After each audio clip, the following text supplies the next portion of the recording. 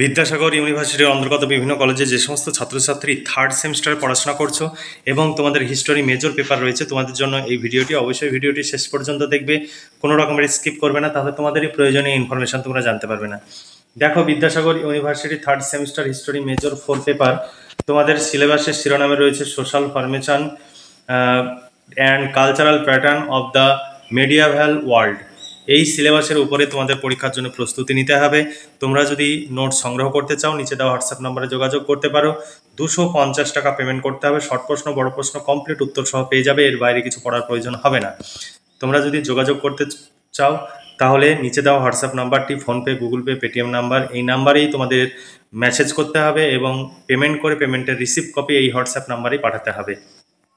তাই নোট সংগ্রহ করতে আগ্রহী হলে তোমাদের 250 টাকা পেমেন্ট করে তোমরা নোট সংগ্রহ করতে পারো। আমাদের এখানে ফিক্সড প্রাইস, আমাদের কাছে নোট সংগ্রহ করলে তোমাদের অর্থ সময় সাশ্রয় হবে। এবার দেখো, তোমাদের সিলেবাসের বাংলা যে শিরোনাম, মধ্যযুগীয় বিশ্বের সামাজিক গঠন ও সাংস্কৃতিক নিদর্শন, 5 ও 10 মার্কের প্রশ্নের সাজেশন 2025 তোমাদের সামনে এবার উপস্থাপন করব। তার আগে অবশ্যই তোমাদের সিলেবাসে কি রয়েছে সেটিও তোমাদের আমি দেখাবো, কারণ তোমরা ভাবতে পারো যে এটা হয়তো অন্য ইউনিভার্সিটির সিলেবাস, কিন্তু সেটা নয়।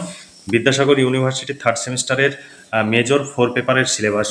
দেখো, সিলেবাস 2025, রোমান সাম্রাজ্যের সংকট ও পতনের কারণ, রোমান সাম্রাজ্যের পশ্চিমা উত্তরসূরিদের সম্বন্ধে পড়তে হবে, আর ক্যারোলিঙ্গিয়ান সাম্রাজ্য সম্বন্ধে পড়তে হবে।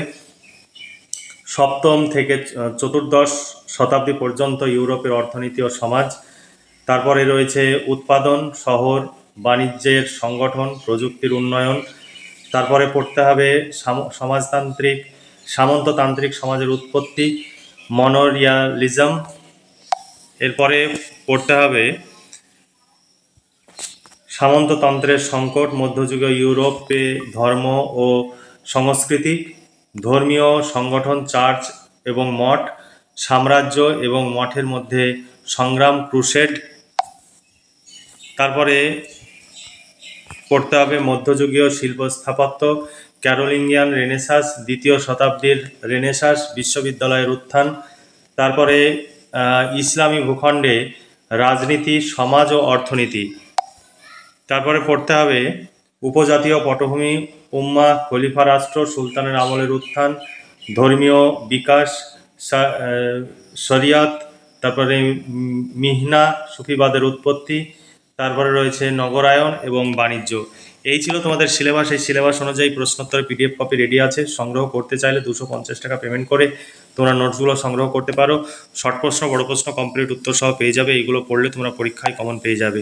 কমন নিয়ে কোনো সমস্যা হবে না। তোমরা পড়তে পারবে কতটা এবং পরীক্ষায় লিখে আসতে পারবে কতটা, সেটা তোমাদের উপর নির্ভর করছে।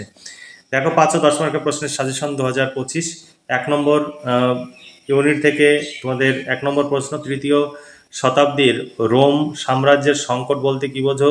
3য় শতাব্দীর রোম সাম্রাজ্যের সংকটের কারণ ও প্রভাব বা ফলাফল সম্পর্কে আলোচনা করো। 2 নম্বর প্রশ্ন, ভীষণ গুরুত্বপূর্ণ, রোম সাম্রাজ্যের পতন বা সংকট বা অবক্ষয়ের কারণগুলি আলোচনা করো। অথবা তুমি কি মনে করো রোম সাম্রাজ্যের সংকটের বা পতনের জন্য বর্বর উপজাতিদের আক্রমণই দায়ী ছিল?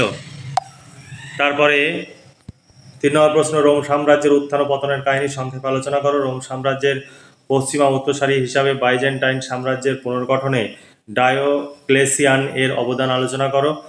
তারপরে প্রশ্ন, রোমান সম্রাট কনস্টান্টাইনের অবদান আলোচনা করো। তারপর প্রশ্ন, রোম সমাজে নারীদের অবস্থা কেমন ছিল? প্রাচীন রোমের সমাজে দাসদের অবস্থা সবিচার বর্ণনা করো। আদি মধ্যযুগীয় বিশ্বে ইন্দো রোমান বাণিজ্য সম্পর্কে আলোচনা করো। এরপরে 7ম থেকে 14শ শতাব্দীর ইউরোপের অর্থনীতি ও সমাজ থেকে তোমাদের প্রশ্ন। 1 নম্বর প্রশ্ন, মধ্যযুগের ইউরোপের অর্থনীতির পরিচয় দাও। এখানে অনেকগুলো অথবা দেওয়া রয়েছে, দেখে নিতে পারো। তারপরে প্রশ্ন, মধ্যযুগীয় ইউরোপের ব্যবসা বাণিজ্যের পরিচয় দাও। মধ্যযুগীয় ইউরোপের প্রযুক্তির উন্নয়ন সম্পর্কে আলোচনা করো। তারপরের প্রশ্ন, সামন্ততান্ত্রিক সমাজের উৎপত্তির পটভূমি আলোচনা করো। পশ্চিমা ইউরোপের সামন্ততন্ত্রের বৈশিষ্ট্য সম্পর্কে আলোচনা করো। পশ্চিম ইউরোপের সামন্ততন্ত্রের পতনের কারণগুলি আলোচনা করো। আমেরিকান অর্থনীতিবিদ পুল সুইজি কিভাবে ইউরোপের সামন্ততন্ত্রের পতন ব্যাখ্যা করেন? মধ্যযুগীয় ইউরোপের সামন্ত তন্ত্রের সংকট সম্পর্কে আলোচনা করো। এরপরের 3 নম্বর ইউনিট থেকে তোমাদের প্রশ্ন, মধ্যযুগীয় ইউরোপে চার্চের উত্থান সম্পর্কে আলোচনা করো, অথবা সংগঠন হিসাবে রোমের চার্চের উত্থান আলোচনা করো। মধ্যযুগীয় এটা রোমের হবে, রোমের চার্চের সম্প্রসারণে গ্রেগরি দ্য গ্রেট বা প্রথম গ্রেগরি অবদান আলোচনা করো। তারপরের প্রশ্ন, ইনভেস্টিচার সংগ্রাম সম্পর্কে আলোচনা করো, অথবা মধ্যযুগীয় রাষ্ট্র চার্চের মধ্যে দ্বন্দ্বের কারণ ও ফলাফল সম্পর্কে আলোচনা করো।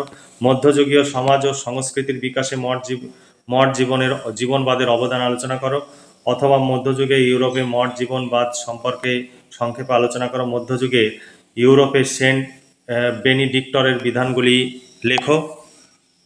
তারপরের অধ্যায় থেকে তোমাদের প্রশ্ন, 1 নম্বর প্রশ্ন, মধ্যযুগীয় শিল্প স্থাপত্যের রেনেসাঁসের বৈশিষ্ট্যগুলি লেখো।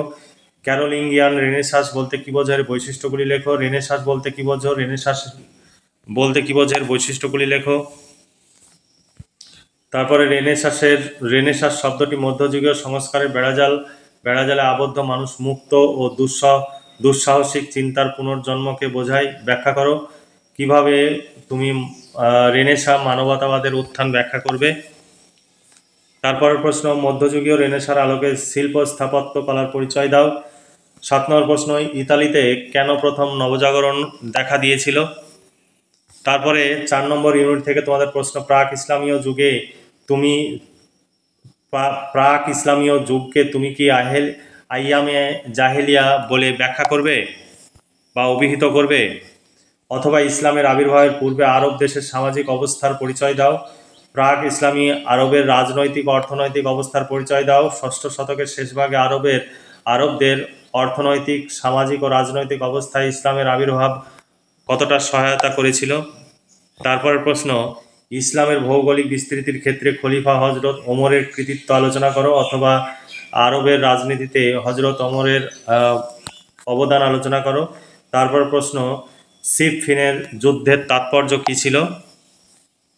তারপর প্রশ্ন, জাতির সংগঠক হিসাবে মহানবী মোহাম্মদের ভূমিকা ব্যাখ্যা করো। আরব জাতির গঠনে মহানবী মোহাম্মদের অবদান আলোচনা করো। তারপরে নবী মোহাম্মদের নারীদের মর্যাদা প্রতিষ্ঠায় কী ব্যবস্থা গ্রহণ করেছিলেন।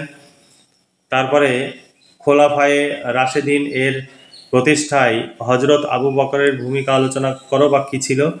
খোলাফায়ে রাশেদিন এর পতনের কারণ কী ছিল। উমাইয়া শাসনের বৈশিষ্ট্যগুলি আলোচনা করো। উমাইয়া বংশের প্রতিষ্ঠাতা ও শাসক হিসাবে মাবিয়ার কৃতিত্ব বিচার করো।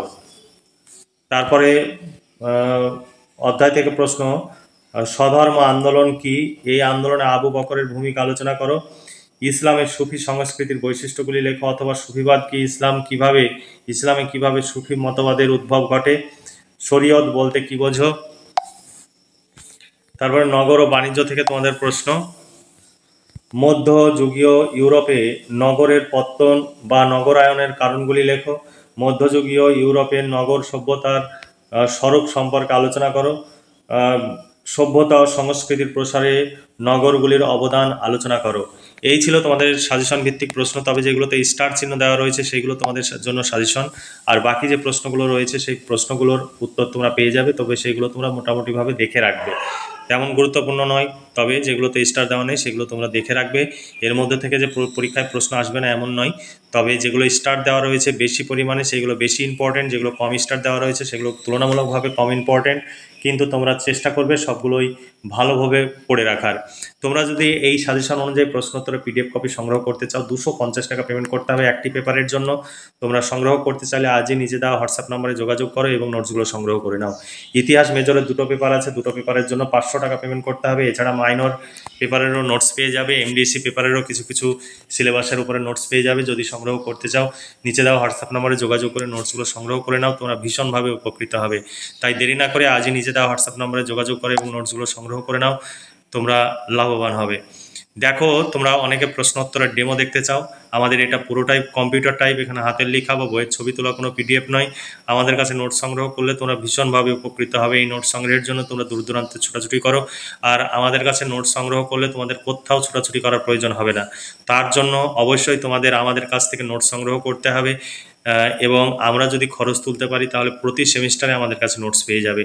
আর আমাদের কাছে যদি নোটস না সংগ্রহ করো, আমরা খরচ তুলতে না পারলে কখনোই আমাদের পক্ষে নোটস তৈরি করা সম্ভব হবে না, কারণ টিচারদের বেতন রয়েছে, টাইপিস্টদের বেতন রয়েছে, সমস্ত বেতনের টাকা তোমাদের কাছ থেকেই তোলা হয়। তোমরা যদি আমাদের সহযোগিতা না করো, আমাদের কাছ থেকে নোটস না নাও, তাহলে আমাদের এই বিপুল খরচ বহন করা সম্ভব হবে না।